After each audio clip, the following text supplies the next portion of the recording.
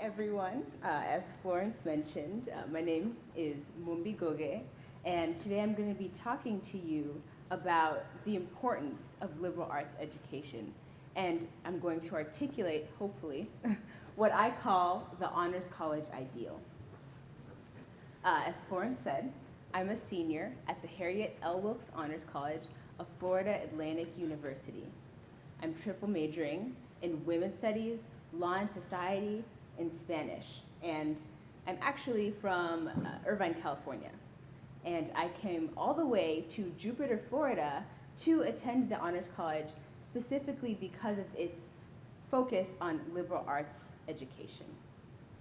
I first found out about the Honors College 4 years ago when my father came here to speak at the 2011 symposium. And symposium is where all students present their thesis that they need to present in order to graduate. And he was very impressed, not only that undergraduate students were researching and defending theses, but that there were so many theses in so many different fields, including physics, chemistry, literature, history, and philosophy. He knew that the Honors College would be the perfect place for me to get a sort of well-rounded, self-cultivating education. And 4 years later, I'm so excited to say that he was absolutely right. So, my talk is defending liberal arts education. So first, we have to define what exactly liberal arts means. In ancient Greece, can you see? In ancient Greece, liberal arts was the education that you needed to be considered a free person as opposed to an enslaved person. You needed to be someone to get educated in certain subjects in order to be able to participate meaningfully in civic life. This includes engaging in public debate or even entering military service. The term liberal in Latin literally means worthy of a free person. As Wendy Brown notes, the term liberal arts came into regular use in the 14th century, and it was used to distinguish an educated middle class. But it was also supposed to describe the things you need to know to engage in the world sufficiently in order to exercise your human freedom, which is essential in a liberal democracy. And as Roman philosopher and statesman Seneca said, liberal studies are those which give a man his liberty. And the typical subjects taught in ancient Greece and Rome were grammar, logic, music theory, arithmetic, and geometry, as well as astronomy. And in modern times, liberal arts curriculums include a broad range of things, including literature, philosophy, history, mathematics, psychology, and the sciences, most notably biology, chemistry, and physics. So, why study the liberal arts? Why is it important to have a basic understanding of all of these different facets of knowledge? An article on the website of the University of California, Berkeley, notes that liberal arts education teaches you to think independently and to make sound judgments. To be liberally educated is to be transformed. A liberal arts education frees your mind and helps you make connections between disciplines that will help you put your field of study into a much broader context. And that's exactly what the Honors College has sought to do ever since it was erected in 1999. The MacArthur Foundation donated this land to Florida Atlantic University to build an honors college. And this place became the first honors college in the history of America to be built from the ground up. And the honors college curriculum was designed to, quote, develop the qualities of a free and responsible citizen. So where have we heard that before? All the way back in ancient Greek. This is a long tradition of liberal education.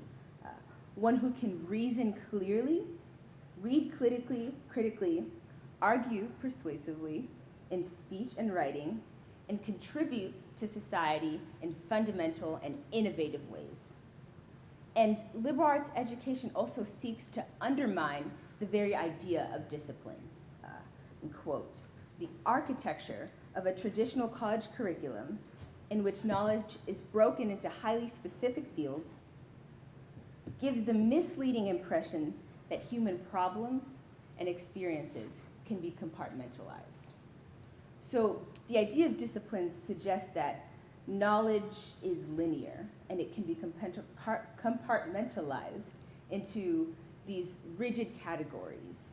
And what I'm arguing for is the integration of disciplines rather than the separation of disciplines. And I think it's this integration versus separation mentality that makes it seem like liberal arts education is sometimes under siege by what is called STEM, which stands for, does anyone know? Science, technology, engineering, and mathematics. Yes, exactly. Science, technology, engineering, and mathematics.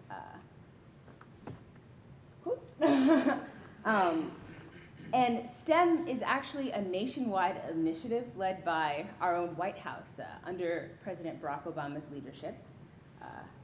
And the ultimate goal of STEM is to encourage students to take an interest in these specific subjects at a young age. And the idea is that America needs STEM to be able to compete on a global market.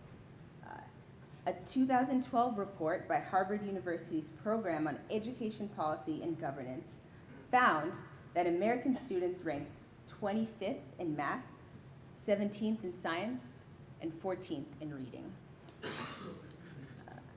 And the idea of STEM, it's seen as something necessary in order to increase American progress and to increase our progress globally on what an article calls the Educational Olympics.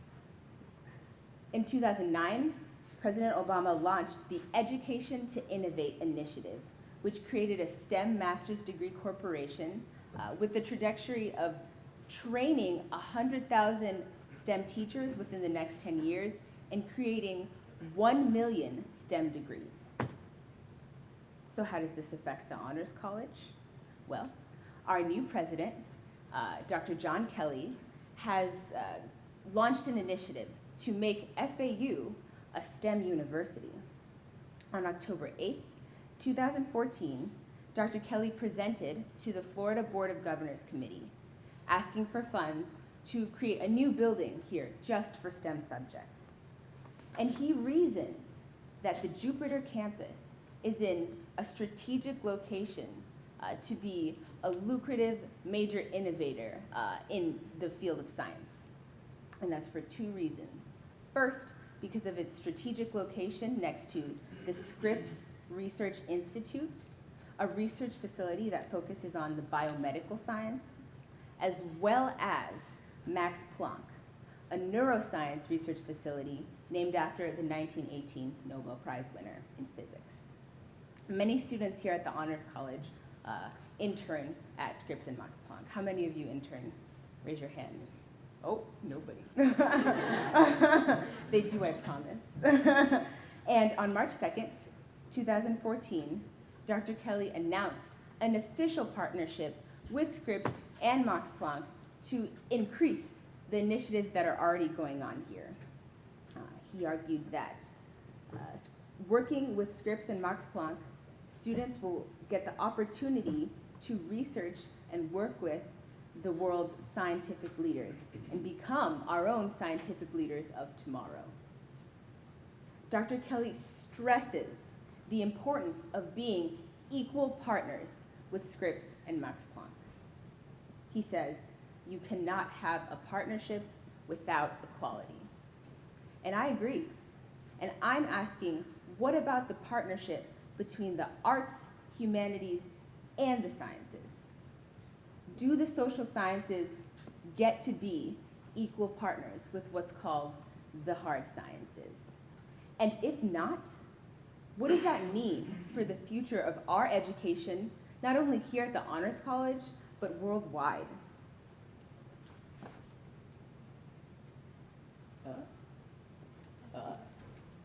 There. So STEAM. This is seen as the kind of way to combat the concerns that I'm raising now. And STEAM stands for Science, Technology, Education, and Mathematics. It is a movement spearheaded by the Rhode Island School of Design. Its objectives are to transform research policy to place art and design at the very center of STEM subjects. And even the US government supports the movement towards STEAM. In 2009, the House of Representatives passed House Resolution 319, which expresses that adding art and design into federal programs that target STEM fields encourages innovation and economic growth in the United States. And page 9 of Dr. Kelly's 10-year strategic plan for FAU notes an intention to craft a STEAM honors college on the Jupiter campus. And he also emphasized that in his official announcement on March 2nd. So what is the difference between STEAM and liberal arts? Could we say that the honors college here is already a STEAM campus? And I would answer yes and no, mostly no. As I noted earlier, the idea behind liberal arts is really to undermine the very notion of disciplines and to undermine the notion that sciences and humanities are in competition with one another in a way that we can't have both. To see learning as a trinity of arts, sciences, and humanities. And what STEAM really does is kind of take the arts as a stepping stone towards scientific innovation. It says we can integrate the arts insofar as it helps us do science. But it doesn't really see arts as intrinsically valuable, and it doesn't see the arts and the sciences connections to a broad range of humanistic studies like philosophy or history or women's studies or language. The Greek philosopher Plato founded a school called the Academy, and it's rumored that on the door of the Academy it said, "Let no one ignorant of geometry enter." Now, mind you, this is someone who taught philosophy, law, ethics, art, religion, all these in his academy.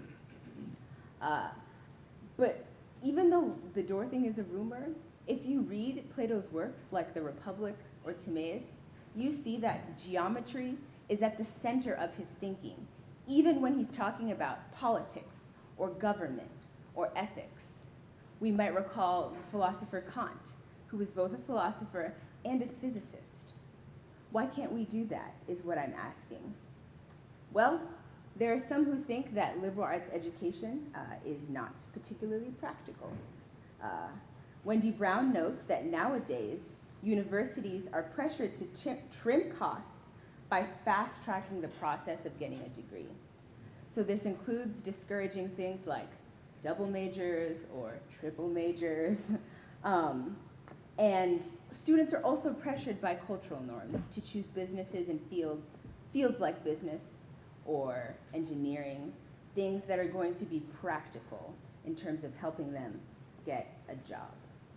And Dr. Kelly even notes that the goal of this STEM initiative is to increase the value of our degree and create the knowledge economy of the future.